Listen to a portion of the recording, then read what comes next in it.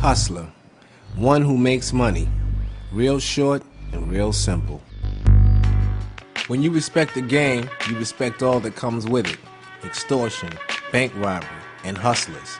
But gangster is a little bit of all. Those that take it from the ones that make it. And when it came down to making it, Flukey Stokes was that nigga, hands down, or cards up. Just depending on what side of the table you was on. I don't even know what drugs look like. I never used them or deal them. I don't even drink.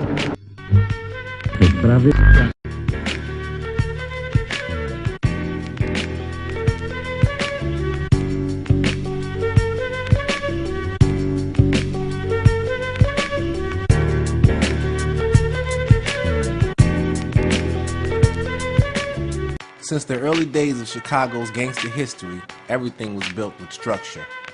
Some would argue that this was instituted by the mafia, notorious, organized, and involved in any and everything that involved money. However, because of nationalities and ethnicities, and surely racial boundaries, a black's earning potential was limited. Limited to petty crimes and drug abuse, encouraged to be subservient with sir, sent off to war only to be killed, injured, or maimed. And while America allowed the migrations of other countries' criminals, blacks sat beneath the tree and on cotton fields and watched. The pictures seen were learned and imitated and instilled flash, fame, and flamboyancy, and also Flukey Stokes to be exact. The baddest motherfucker south of Mississippi. Understand Flukey was really a country nigga at heart, raised with principles, values, and integrity of a man. Not a for the time being man, but a man who believed in work, getting it, taking care of your family, and holding your own. That value system seldom seen today. Take for example rapturous names like Lucas, Barnes, Alpo, is what made him different. It made him real. Proud to be called hustler, proud to be a father, a leader, and to some, Lord. Drug lord, some might say, but nevertheless honorable. So honorable, in fact, he raised boys who stood amongst men who would fall victim to the pressures of that time. Heroin and cocaine would break the strongest of men, even though they were gangs to influence unity and neighborhood pride of that time. Organizations like Gangster Disciples, the Black Peastone Rangers, the Vice Lords, all black, all strong, but all without Flukey. I don't even know what drugs look like. I never used them or deal them. I don't even drink. It takes a hell of a man to look you in the face and say he ain't do it, or does it. Depends on who you ask that question and where you're asking it at. Just try one of America's jails, and every prisoner would say not guilty. For various reasons, they'd likely say a lot. But then they ain't the only ones to say anything. Since the days of Flukey, there would always be two sides. What we would say and what they would say. But which side would you believe?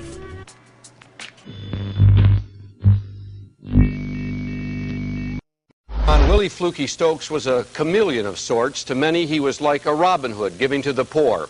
To the police, he was nothing more than a drug-dealing gangster who would stop at nothing, even murder, to protect his empire. Flukey Stokes' violent death was consistent with a life full of corruption, dope dealing, and murder. Flukey wanted people to believe his diamonds, cars, and cash came from Lady Luck. I'm a gambler. I shoot pool, dice. Maybe in the beginning, but 9 years ago, he traded in his dice and cards for cocaine and heroin. And Willie Flukey Stokes built a drug empire that left nothing to chance. Unit 5 has learned that Flukey's drug empire was making more money than anyone ever imagined. Authorities now believe his empire was grossing $1 million a week. That's more than $50 million a year. Confidential federal drug enforcement documents obtained by Unit 5 reveal how big Flukey's organization was. Flukey was trying to hire hitman James Allen as an enforcer to protect his drug organization. At that time, according to DEA documents, Flukey showed him 22 kilos of heroin worth more than $60 million. That was at just one stash house.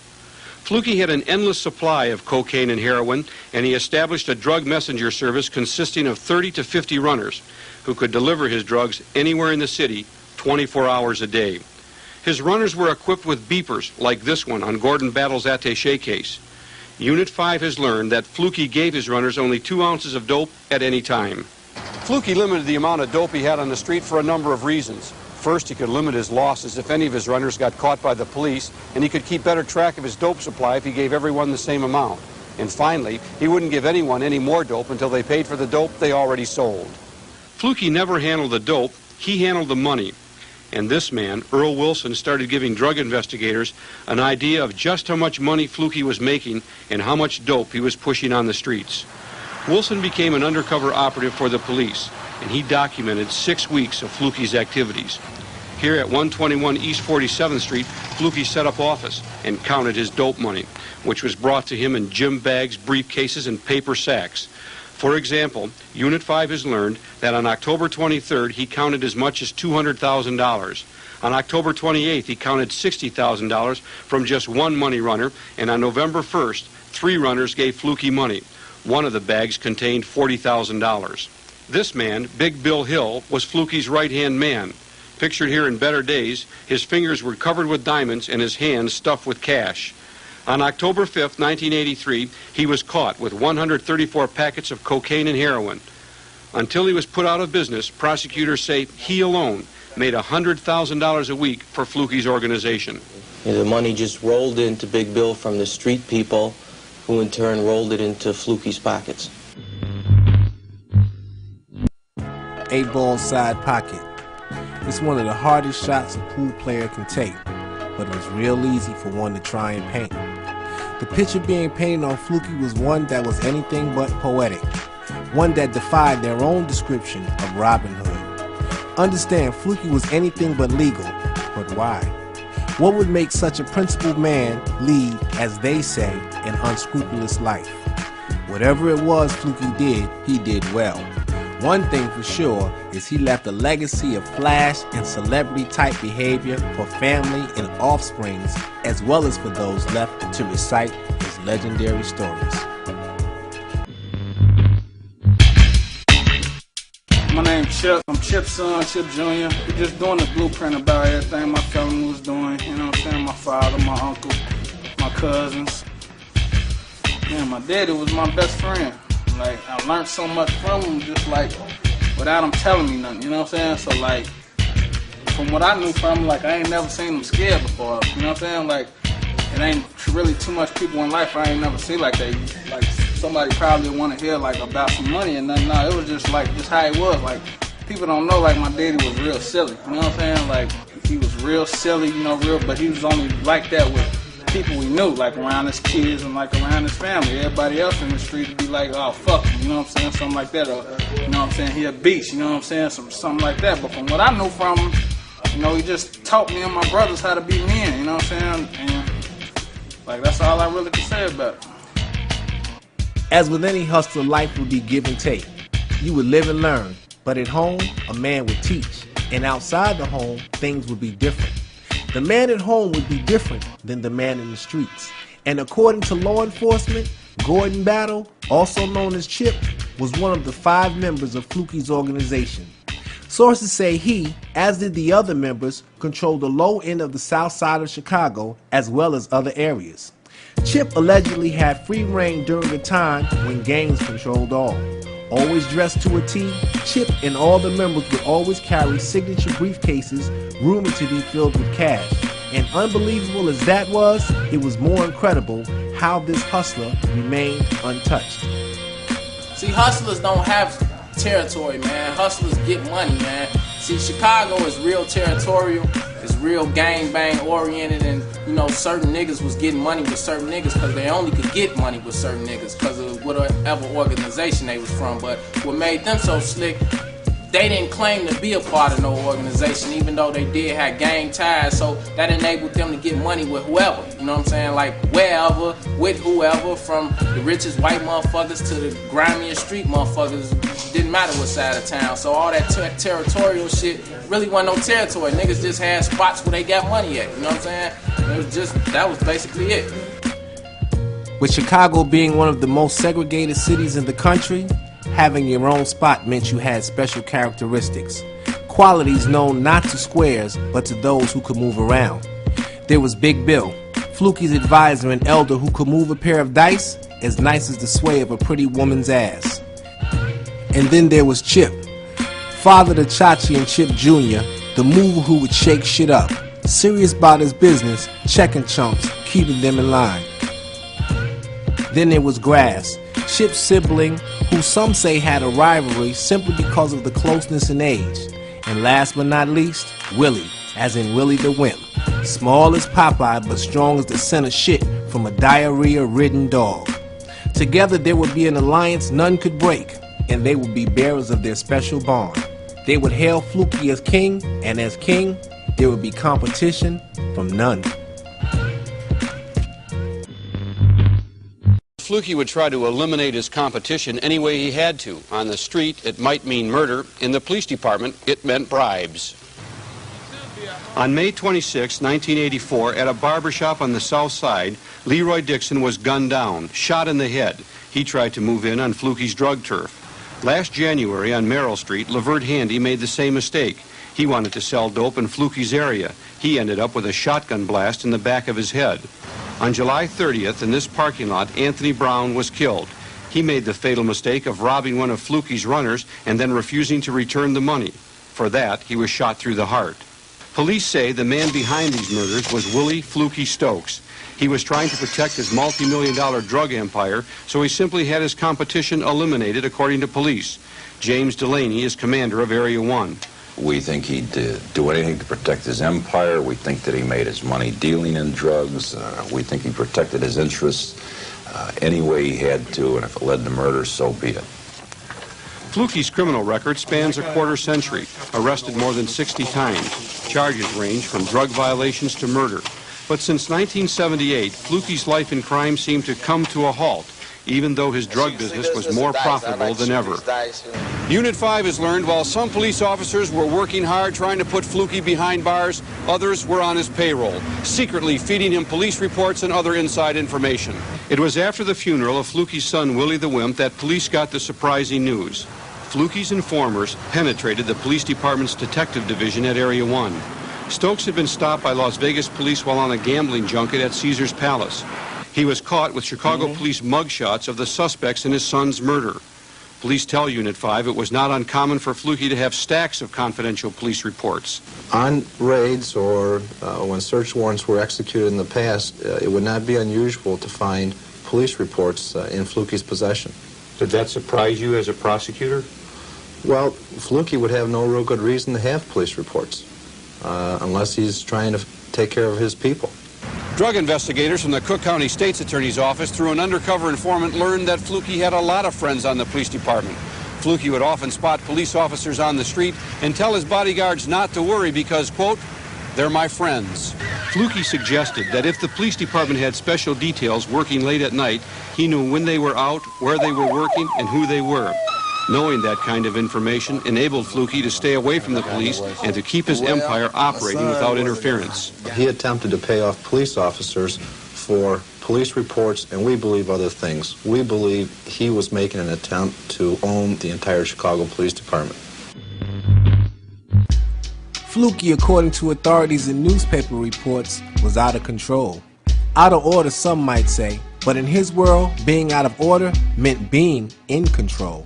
And what better thing to do than control the police? What better bullet to bust than that of a cop? That mentality was common, but the actual act was rare, as was Flukey. And although rare indeed, Flukey wouldn't be rare enough to escape the turmoil mounting. Authorities was on his back, he had open cases, and enforcing his area meant rivals had to die. A lot of shit came with the game for Flukey, but not even he was prepared for what was about to come. What was about to come would be something not to be outdone till this day in Chicago, or anywhere else for that matter. Flukey's son Willie would be killed, and with death, the world would be his stage. What I know happened was he was on 79th at the hotel. Lil Willie always stayed at hotels. He ain't had to, but he did. Lil Willie probably was about the littlest nigga you could ever imagine, you know what I'm saying? He probably about 5'3", 100 and a buck 20, buck 25 wet, but he always kept a pistol on him. So he supposedly he had a broad up in the hotel. Some niggas ran up on him at night up at the hotel on 79th and shot him. And you know he was on life support for about a week, and they decided to take him off. Buried in the Cadillac, had I guess about like 10 racks in his hands, you know what I'm saying? He had his jewelry on, and you know, Fluke was just like, that's how my son, like, his son was his best friend, you know what I'm saying? Like, you hear shit in the street, like he had his son killed and all this type of shit. Nah, like, his son was his best friend, you know what I'm saying? Like, his son the one who got that thing cracking, you know what I'm saying? So, like, he wanted his son buried how he was living. So, you know what I'm saying? So, the folklore and all that just go along with it. It was just him wanting his son buried how he was living. And he drove a Cadillac every day, you know what I'm saying? $10,000 in his pocket wasn't nothing, you know what I'm saying? The little jury, that's how they was living back then. Get it how you live. A live nigga street term used today, but back then, it was incredible. A Cadillac coffin was unheard of and sent shockwaves in the underworld and in mainstream. And when life or death made that much noise, you could almost bet there would be more. Flukey had managed to get through some tough times. From a small-time gambler to a major figure was a street accomplishment that would compare to a corporate CEO. But with the death of his son, he started to change. Life for Flukey wasn't the same. Yeah, he was still associated with celebrities and athletes, but his soul was empty. And that emptiness led him to slipping. His vision was cloudy, and in the streets, a nigga needed to see. And see Flukey, someone did, with automatic weapons that would kill him and his driver. Flukey had got caught with his pants down.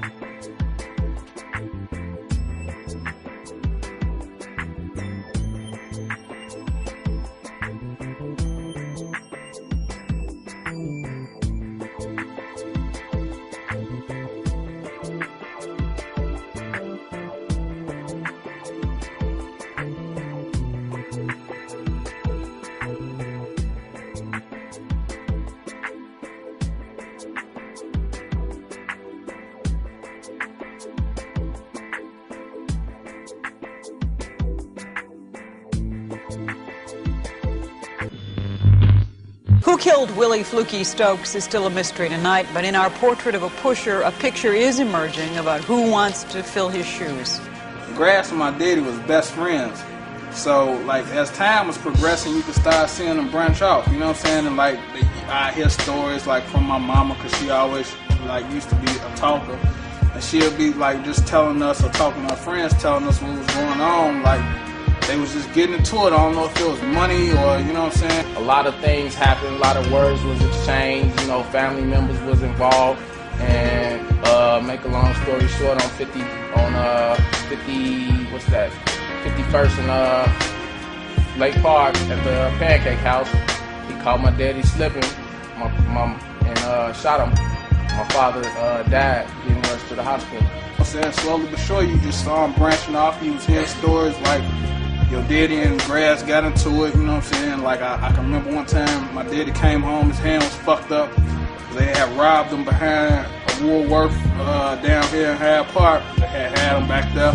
At first, you know, my mother taught me and my brother and sister to forgive because he was so familiar to the family and we didn't understand a lot of the details before. But nah, he ain't raised me, he ain't support anything that we was doing. He just was around and we seen him after my father got killed. But you know, my daddy, he always loved Grass, like, even to the day he died, you know what I'm saying? Like, and I still love him, you know what I'm saying? Like, that's how you know, like, we all are separate entities, because my brother, he, like, had business. I don't have no business, you know what I'm saying? Like, I ain't mad, you know what I'm saying? Like, I knew how crazy my daddy was. I love him to death, you know what I'm saying?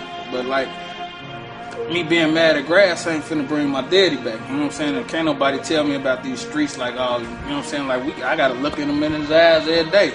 And I see life kicking his ass every day, you know what I'm saying? What doesn't kill you can only make you stronger. And Chip would never get a chance to be strong again. The strength that Flukey gave him, gone. The strength that he showed his sons, that too was gone. What was left was a legacy less the very men that built it. Jealousy played a part, as did fear. Greed also showed its face, only to be mirrored in the face of others.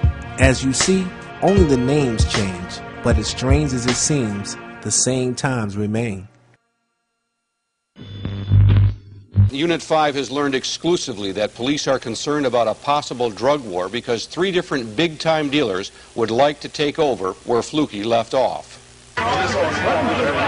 When Willie Flukey Stokes was buried, the head of the largest single independent drug operation in Chicago history was laid to rest. But the body of his drug empire is still alive and thriving and in turmoil. There appears to be 3 groups muscling for control of Flukey's $50 million a year drug network.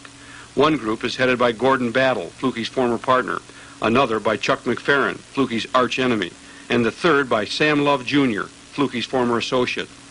The struggle for control of Flukey's well-entrenched drug turf started, and members of Flukey's organization were brutally gunned down. Narcotics investigator Tom Shinnick. And they're vicious and violent enough that they would protect themselves at all costs. Unit 5 has learned that shortly before Flukey was murdered, a new cartel of independent drug dealers was formed, and he began to fear a major drug war was imminent. On November 10th at this restaurant, Flukey met with this man, Chuck McFerrin. Police theorized that McFerrin is the self-appointed leader of the new cartel. Also at that meeting, Pedro Rodriguez, a man police consider to be a major supplier of cocaine and heroin to Chicago drug dealers. Rodriguez, believed to have organized crime connections in New York, Detroit, and South Florida, may have made a pact to deal only with the new cartel. The cartel is expected to take any action to gain control of Flukey's lucrative drug empire. And the big question is, how much is Gordon Battle willing to give up? Battle, known as Chip on the Street, is Flukey's heir apparent. Battle lives in a fortress-like house on the far south side of the city. He was Flukey's partner for the last few years. Another group police believe could emerge as a major source of drugs is the Love family. Police discovered evidence of the Love's big-time drug business on January 19th, when narcotics agents raided this Alsop apartment house and confiscated more than $500,000 in drug money. The cash, in mostly 10s and 20s, belongs to Sam Love Jr. The street has been relatively quiet since Flukey was murdered, but police say trouble could erupt at any time, because in the drug business, takeovers are generally not friendly. Despite extensive criminal histories, none of these men have been convicted of serious drug offenses. Unit 5 has learned that federal drug agents have been investigating the Flukey drug network for 3 years, and we have also learned that IRS was on the verge of indicting the flamboyant drug dealer for tax evasion at about the time he was killed. I don't think, Carol and Ron, that this is the last we're going to hear of the Flukey drug network. Flukey, the reason that they changed half of these laws or what's going on right now, you know what I'm saying? That's the motherfucker who they start taking your tax, your money, your drug money, as soon as they arrest you. Because he was buying it right back out. You know what I'm saying? They didn't understand it. It's the greatest, man. So you got to give it to him. Give it to him, man, because that's the truth. And you heard it. It's real. They laid the game down. They told you what's happening. So accept this. Starting today, he was the boss. All that stuff, that about all that paid in full shit, like all that shit, that was good shit, you know what I'm saying? But I mean, some folks got killed, plenty of money was made, you know what I'm saying? And it's a big story. All that, you know, New York shit and all that shit, it's cool for the TV, but it was real down here in Chicago, you know what I'm saying? Legendary Flukey Stokes house, man. My uncle, you know what I'm saying? A lot of my cousins and shit, they was raised here. Top room right here, this used to be Sabrina and Lil Trigger room. You know what I'm saying? Flukey Jean room used to be in the back. It's not a big place, but you know what I'm saying? Back then, a condo like this down here on the low end, man, where all the motherfucking excitement and shit was at. This was the place to be. Like, man, we had all this shit, all these majors. We could do no wrong with it. This where the money and the flow was at. You know, Fluke kept a lot of money in there. And believe it or not, Lil Willie used to stay right next door. You know what I'm saying? In this place right here. It used to be green right here, but you know what I'm saying? They did a little something to it. You know, this just, you know, where we came up at, man, all of us. That's just real life, real talk. You come around here, all these niggas hustlers, you know what I'm saying? Like, you come up and down the strip, you can say whatever you want to about these niggas over here, but all us some hustlers, and that's real, you know what I'm saying? Like, I don't give a fuck what they do, how they do it, they get them some money. Getting money was, is, and always will be in Blacklopedia. The story within the story that says it ain't where you from, it's where you at. And obviously these men, these stories, are all at the same place at one point in their lives. The question is sometimes different, but the answers are always the same. To get it. It's as simple and as corny as that shit they teach in school. To be or not to be. A hell of a question for those who feel they have no choice.